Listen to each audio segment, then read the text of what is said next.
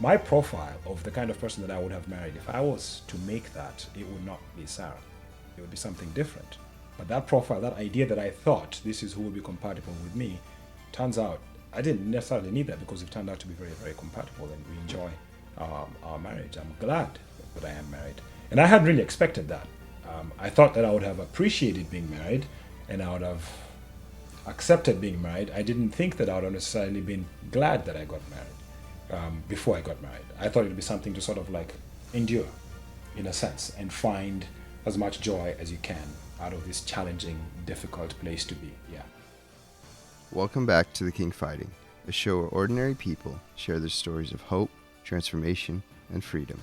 I'm Paul Molina, and in this second part of our conversation with Sarah and Daudi, we will wrap up our discussion on how they knew that they were saved and how that conversion impacted their lives initially. We will also discuss how they met and what surprised them about being married. It sounds like both of you were initially concerned about hell, but then once you learned the only way you could enter heaven was through faith alone, then you became attracted to the love of God. So you ran from evil because it was bad and you go to hell, but then you ran towards God because of his love. I don't really remember having this great fear of hell, just rather a desire to earn God's favor. I don't know that I really thought of like the opposite consequences. It's not something that sticks in my mind. I definitely had a concern, not a fear, but a concern. Let's avoid that. If possible, let's stay away from hell. And an early acceptance that there are consequences after life. I remember at like 7, 8, maybe 9, a close cousin of mine who we'd just been playing around with and stuff. And a couple weeks later, he had passed away. And seeing him lying there, I thought to myself, wow, this happens to young people too. I could die. I thought it's important. These are important decisions. At that point, when I looked at him, well, let's just hope that he's in heaven. And let's hope that he had made those critical choices that were good, that God would be like, come in and be with me. It's just, let's hope. At that point, I didn't have that assurance that came afterwards from reading scripture. And so, yeah, for me, there was definitely an avoidance, because you're either going here or here. So you said there was a divergence and a convergence. Yes. Where did the convergence come in? The convergence came when one day I was in church, a church that I'd chosen to go to outside of being directed by my parents. And in being there, I realized that my dad was there too. And we didn't come together. He was someplace else and then came to church. I came to church on my own. And I realized, wow, okay, so we're on the same page here. We never really had a long conversation about it. So he knew I was going to church much more than just the usual Sunday and it's done. And so he would ask about it. What do you do when you go to these places? And I remember one time asking for permission to go for an all night of prayer. And he said, well, what are you going to be doing for the whole night? So I haven't done it before, Dad, but I just assume we're going to be praying. He said, wow, you can't just pray for a couple of hours and then go to sleep. And so he was very curious about that. And I found out afterwards that he actually went and asked one of the pastors at that church what exactly goes on in these all nights of prayer that these young people are coming into. And he, I guess, found out that we actually do pray all night. And things like fasting, I would get into that at that point when I graduated high school. So it became a lot more serious for me. And I really did want to go all the way. At that point, I said, this is the most important thing in my life. Everything else comes after this and comes from this. My life springs off from here, and everything else follows. So your dad went to that church because he heard about it from you? No.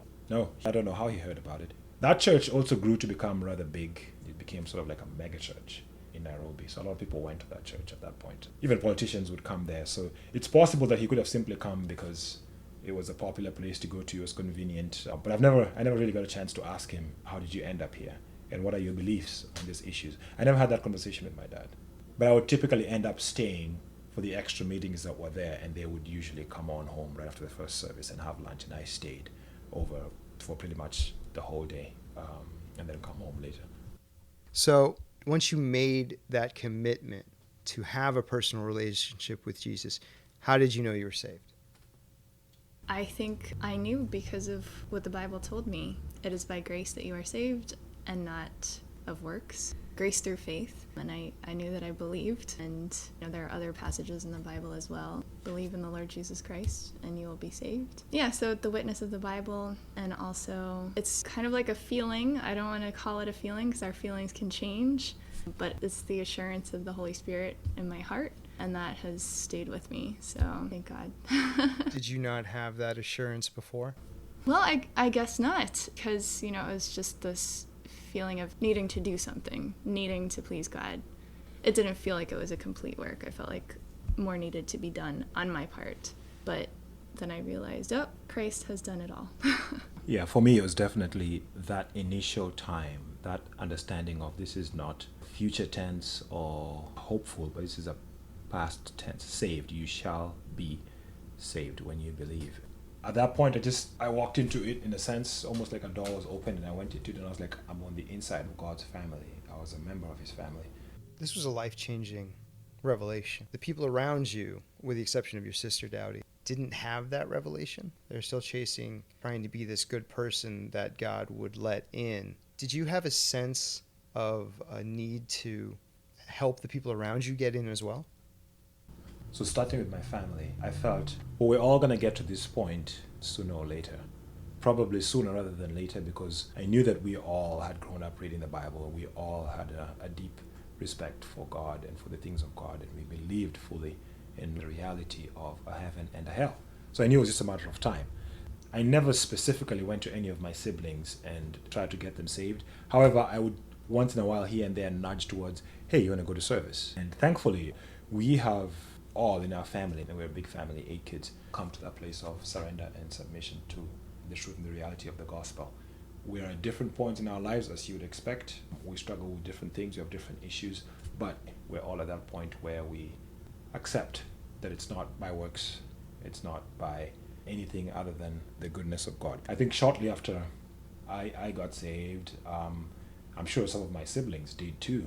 I don't know when any of my siblings got saved. The only one that I know for sure is my sister got saved before I did. Everybody else at different points. Was she as passive as you were? No, because as young as she was and energetic as she was, she came and told us about it. That's how we knew about it. She told us about it, she was excited about it, and she encouraged us to consider it and to get saved. And she would spend more time at church than we thought was necessary. She would linger and do other things and get involved in other things, and we thought, why? It's not necessary. You did the basics, you should be done. So then I started to do things like that too. I don't really remember, to be honest.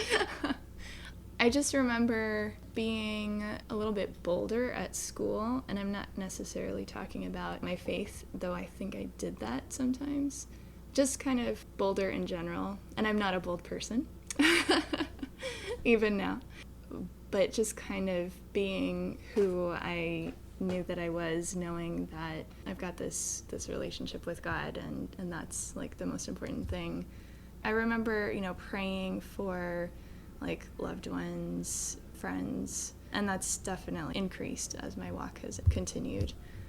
What you find with a lot of Christians is once they find this freedom, they want the people around them to be free as well, and a sense of urgency to push people in a direction where they could have that personal relationship as well. But it sounds like you two are extremely confident that God was going to meet those people where they were without your need to maybe interject or push an agenda. Yeah, for me, especially because of the background that I had with the Quaker teaching of independent relationship with God, I really felt that everybody would at some point, people that I knew, especially close to me in my family, the same way that I had been brought to the point of knowing what God was telling me, that everybody would.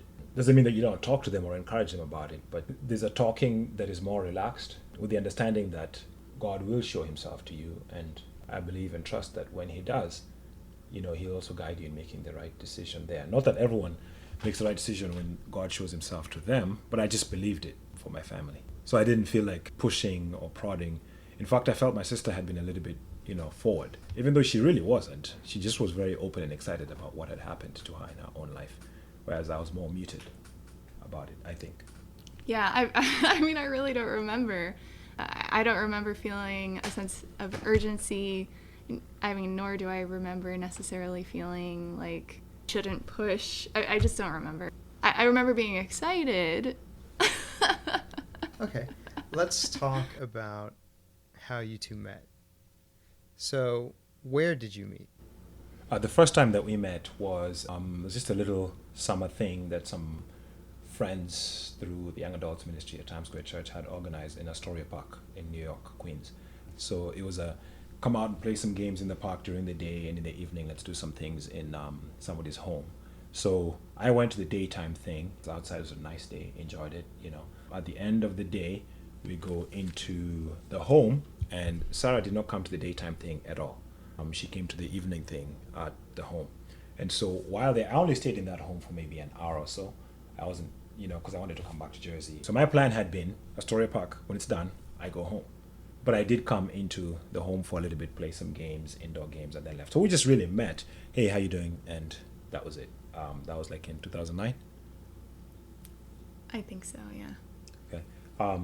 Between then, although 2011, there wasn't really any kind of like special connection between us. He was in young adults. I was volunteering at children's ministry. We knew of each other. We kind of would see each other. I knew who that was, and she knew who I was. But that's about it.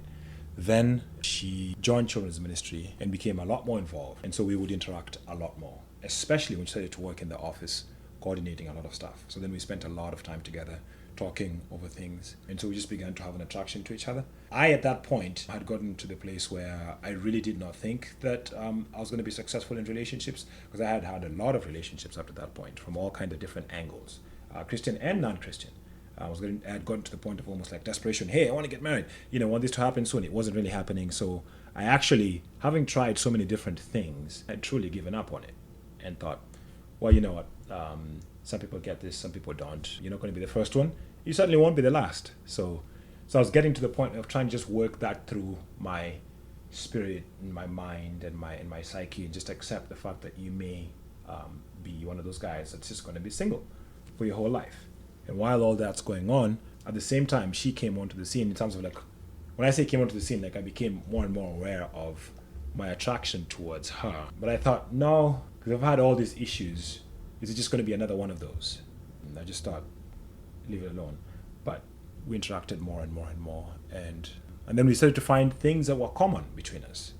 As different as we are, as different interests as we have, we also have a lot that are common, which were unique, because those things that were common with Sarah, I didn't find common with many other people. Not just being a Christian, but the kind of books that we read, the temperaments that we had in terms of like, you know, the humor that we enjoyed. We found a drawing and an attraction to each other. So I sort of accepted the idea of, okay, spend more time with Sarah, but be deliberate about it. And at that point, I had some good friends, older.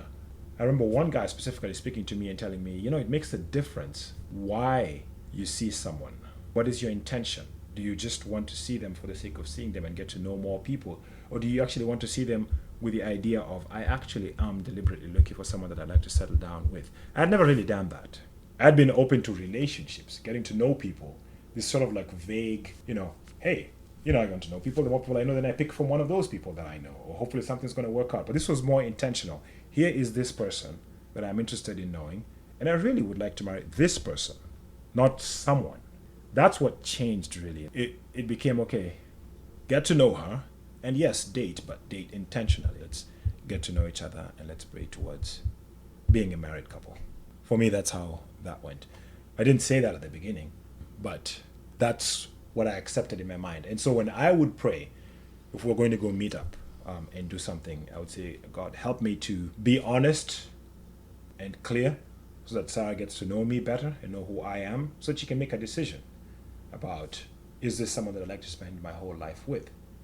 I wasn't so much looking at whether or not she would fit my bill, because I'd given up on fitting a bill with all the relationships that I had. I just thought, can I be the kind of person that she would be comfortable spending time with? And I couldn't act that out or present it a certain way. I just thought, help me, God, to be honest in all my responses, in everything that I do, that she would see a genuine picture of who I am, and then she can make a decision on this. So that if one day I was to ask her, will you marry me, she will have some background or some evidence or something to look at and think, yes, no, or maybe, you know. She'll be able to make an informed decision. Yeah.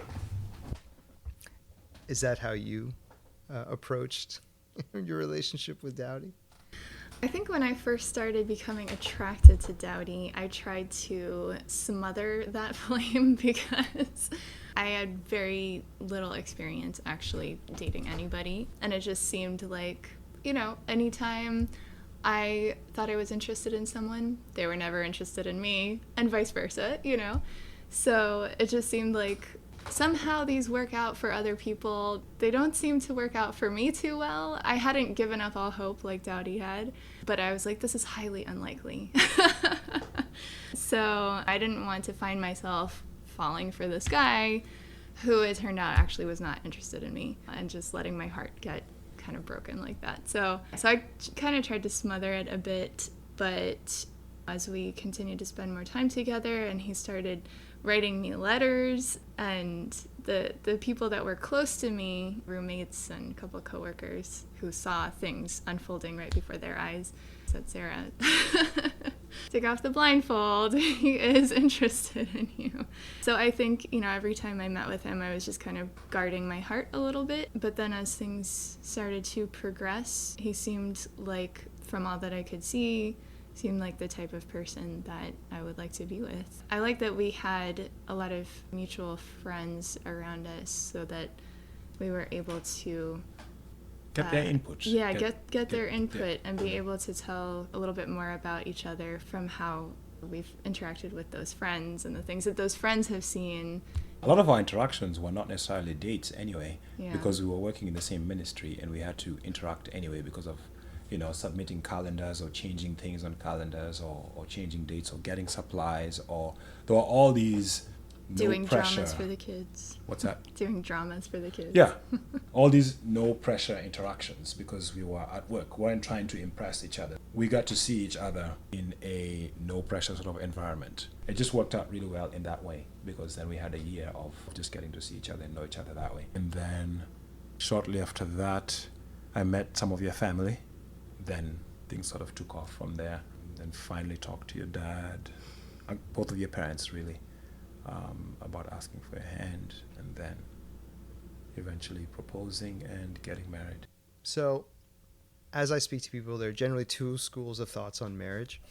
The first is there's one person for everyone. And then the other thought is there's a range of people that you could marry. Do you think that you two were made for each other, or do you two think that you had enough commonalities and enough things that bonded you that this would work?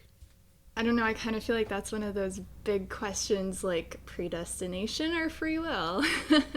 So I think in God's all-knowing, all-seeing, great power, he knew that we were going to be together, put us together, etc. And somehow, in some amazing way that I don't understand, we also had the choice. So I think that Daudi and I fit well together. And as I think Rocky said, he's got holes, I got holes, put them together, the holes are covered up a bit. And, we complement each other. And I think the most important thing is we are both seeking God. So we have made and are going to continue to make mistakes in decisions and how we interact with each other and with others. But I know that God is leading us and guiding us. And I believe that marriage should be a reflection of Christ to those around us. So that's something that, God put us together to do.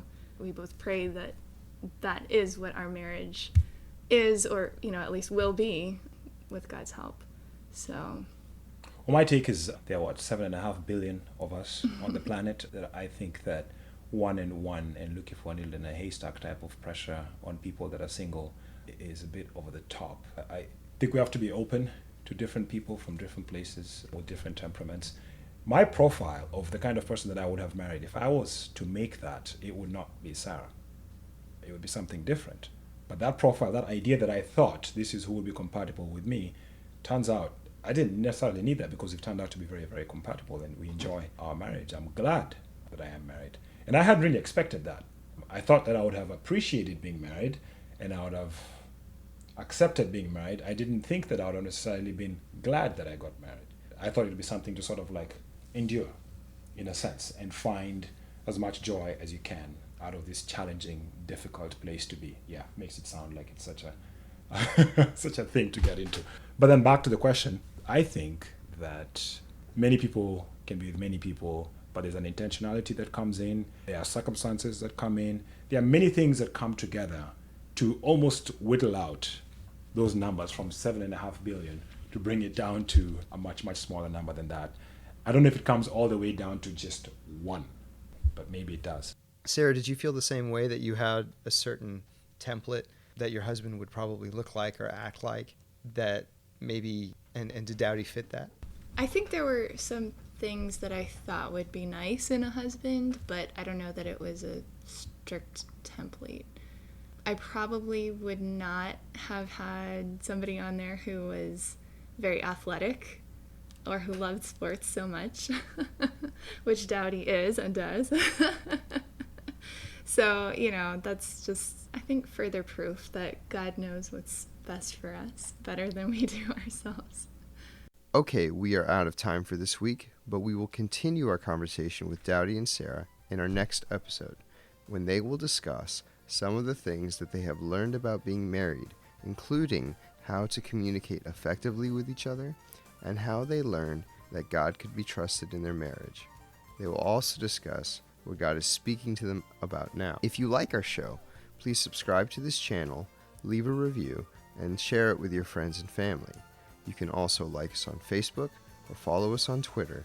Or, if you would like to tell us your story, you can call and leave a message at 347-974-0543, and maybe we can air your story. Until next time, I'm Paul Molina, and this is The King Fighting.